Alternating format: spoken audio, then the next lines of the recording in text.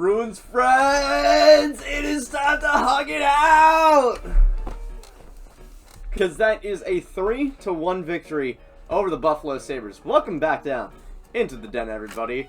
And, hey, it's the second time this week that we've smoked Buffalo over an open fire.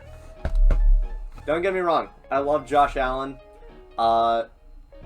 Will always be a Patriots fan through and through. That was one hell of a game Sunday, though. You're getting off track. Macklin, you lost in overtime to Vegas. I don't think you have any leg to stand on.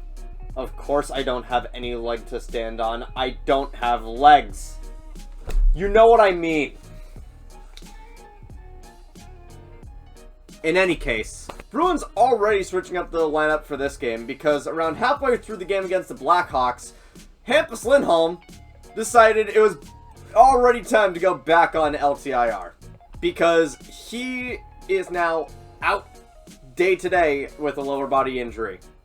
So in comes Jordan Harris, who has only played around 167 games in the NHL level, and he's been kind of okay on the two teams that he's been on Columbus and on Montreal. Sort of a limited sample size, but let's see what we're going to get. Buffalo, coming off of getting shut out in their season opener, looking to make a statement, and it's not the statement that they wanted to make tonight. Puck drops, and I'm immediately asking if the Bruins should grade this game on a curve. Because almost from the start, the Bruins are just wiping the floor with the Sabres. By the end of the first period, not only is it 1-0 off of a phenomenal shot from Zacha, the shot total is 16-1. That's not good for Buffalo. But a couple of things were getting a little bit apparent from the Bruins in this game. First of all, Mark Kastelic came to play. During a crucial Buffalo power play that they were seriously hoping would generate some momentum, Kastelic rips the puck from them in the neutral zone and goes right to goal, nearly gets it right past Devin Levi. And it wouldn't take too long for him to actually hit pay dirt with a shot going right off a defenseman. I think it's Justin Danforth, and trickling through Levi's 5-hole. Now, I don't want to mince words, though. Levi had a good game. Devin Levi was the main reason why Buffalo stayed in this game for probably longer than they should have. It wasn't Tage Thompson. It wasn't Rasmus Dahlin. It was Devin Levi. But number two, the Bruins are starting to get better at crashing the net, which is so refreshing to see and to hear. After about midway through the 24-25 season, when Jame Van Riemsdyk got sick and lost like 15-20 pounds within the span of 2 weeks, which is a terrifying concept, by the way, to lose that much body mass within the span of 2 weeks. Ever since then, the Bruins have been looking and desperately hoping for anyone to become net front presence. And they've just decided, fine, we'll do it as a collective, and it ends up being pretty damn good. This team actually has the body to be able to facilitate net front offense. On average, they're the fourth tallest team in the league. I think their average height is like 6'2", and at an average height of 207, they're the heaviest team in the league. They're going to stand their ground, and it is so good to see.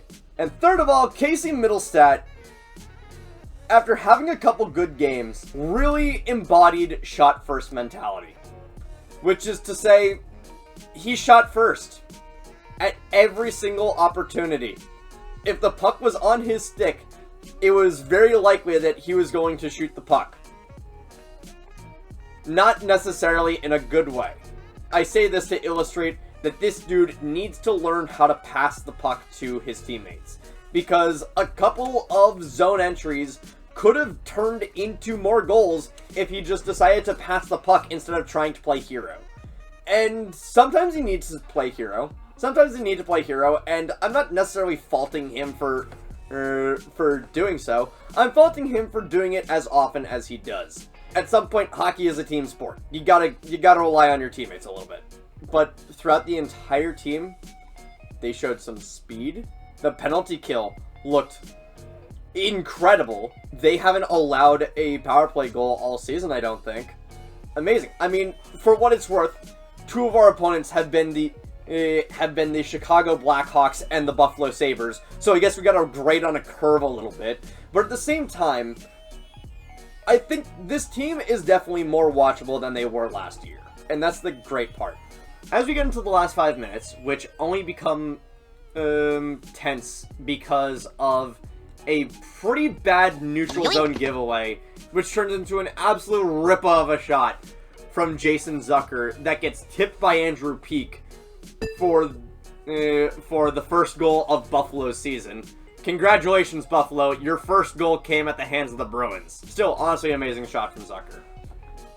But as we go into the last 5 minutes, the beloved Ford F-150 Final 5, Buffalo pulls their goaltender, and the most frustrating 2 minutes of Bruins hockey so far this season ensues. They get not one, not two, but 3 different offensive zone entries that nearly result in goals, and yet for some reason, this team is allergic to wide open netting.